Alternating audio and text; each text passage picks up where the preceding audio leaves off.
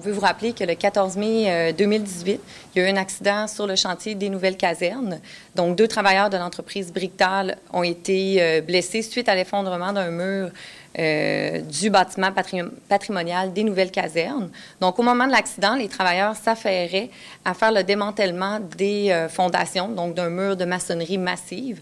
Au moment de l'accident, les travaux étaient entamés de démantèlement de la maçonnerie, mais ils prenaient place sur un petit massif de béton pour démanteler une section de béton qui nuisait aux travaux. Donc, lors de ces travaux-là, les travailleurs ont aperçu dans les ouvertures qu'ils avaient pratiquées de la poussière et des petites roches tombées.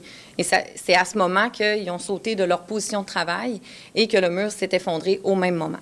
Donc, suite à ça, la CNESST a fait une enquête et a retenu 3 causes pour expliquer cet événement-là. Donc, la première cause étant que le démantèlement des fondations génère une surcharge de la maçonnerie et entraîne l'effondrement du mur sur les travailleurs.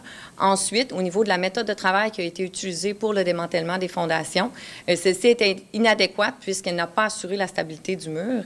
Et pour terminer, un manque de planification au niveau des travaux de démantèlement des fondations ainsi que des lacunes au niveau de la supervision ont entraîné l'utilisation d'une méthode de travail dangereuse. Donc, suite à l'événement, nous avons interdit finalement, la CNESST a suspendu les travaux sur le chantier de construction et a également interdit l'accès au périmètre de sécurité ainsi qu'au bloc 1, 2, 3 du bâtiment.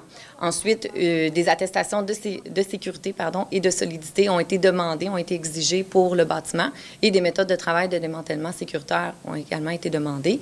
Donc, l'employeur et les maîtres d'œuvre se sont conformés à ces exigences.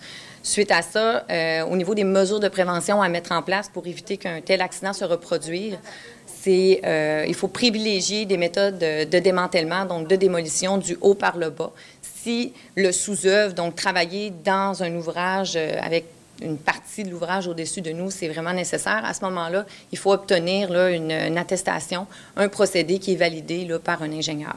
Il faut également s'assurer qu'un mur de maçonnerie massive, lorsqu'on a des démantèlements partiels, qu'il soit soutenu pour éviter justement qu'il s'écroule, donc pour éviter qu'il se déstabilise. Et ensuite, il faut assurer une supervision constante sur les travaux.